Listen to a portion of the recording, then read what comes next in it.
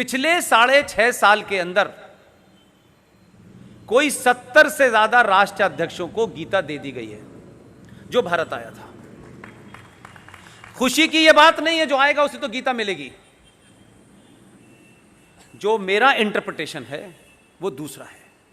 मेरा इंटरप्रिटेशन यह है कि भारत की जो रक्षा पॉलिसी है उसका नैरेटिव यह था कि हम पहले हमला नहीं करेंगे,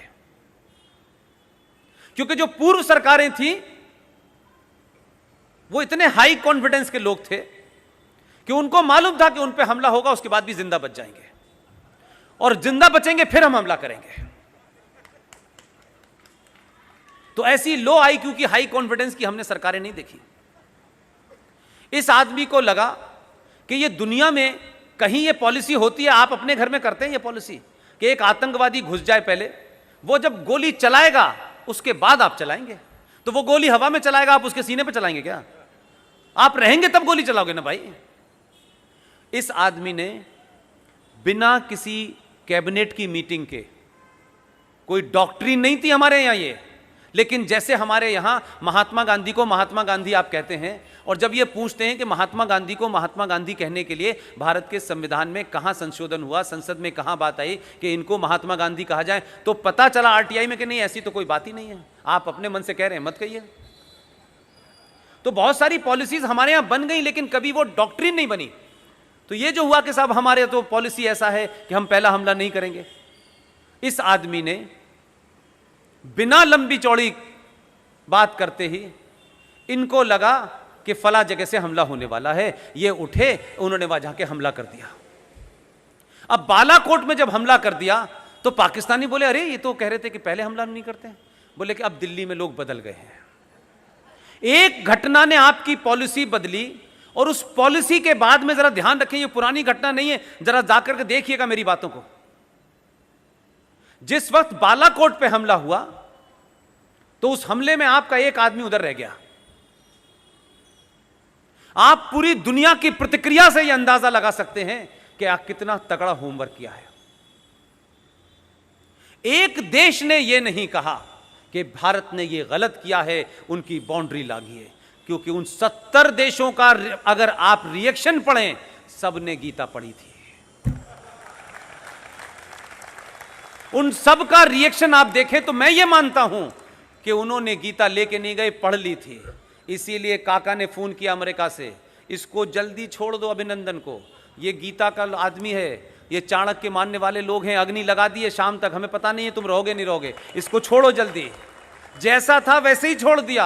आप समझ रहे हैं क्या कहते हैं, पाकिस्तान ने हमारे ऊपर बड़ा एहसान किया। शाम को वो भी आ जाते जो थे पकड़े हुए, उन्होंने कहा यह आदमी गीता का जानने वाला है और गीता ही पढ़ता है, उसमें लिखा है इसके बाद इसे क्या करना है। आपको नहीं पता हमारे देश ने अग्नि अलर्ट पे रखी हुई थी। तो कैसे फर्क चलता है, कैसे दुनिया की राय आपके बारे में बदल जाती है, और कैसे आप एकदम पॉलिसी को बदलते हैं तो दुनिया बदल जाती है। आप जब घिघियाते थे, गिड़गिड़ाते थे, तो जरा सी कोई बात होती थी, कोई कह देता था तो आपके हाथ पैर कांपने लगते थे। आज 370 पे सीएए के ऊपर काका यहां आए, बोले this is the internal matter of India. यह बात नहीं थी। इसलिए मैं बार बार ये भाव आपके अंदर पैदा करना चाहता हूं, काम कोई भी कीजिए, छोटा सा कीजिए। इसलिए मैंने मराठे जी ने जो काम किया है, इसका सदियों तक इंपैक्ट रहेगा। हम सबको इस आंदोलन को घर तक पहुंचाना है। आप सबने मेरी बात पूरे धैर्य के साथ, पूरे तहम्मुल के साथ सुनी। आप जब जब बुलाते हैं मैं तब तक आऊंगा। मुझे लगता है कि मुंबई और महाराष्ट्र या गुजरात में, जहां लोग मुझसे बार बार ये पूछते हैं कि ये दो वो जगह हैं जहां पहले से इतने राष्ट्रवादी हैं, वहां जाने की क्या ज़रूरत है। मैंने कहा यार कि पहले तक तो मैं समझता था कि बात ठीक है, लेकिन जो अभी आपके यहाँ बंदर बांट हुआ है सत्ता का, उसके बाद लगा कि यहाँ राष्ट्रवाद की ज़्यादा ज़रूरत है। इसलिए कुछ लोगों को बताना है,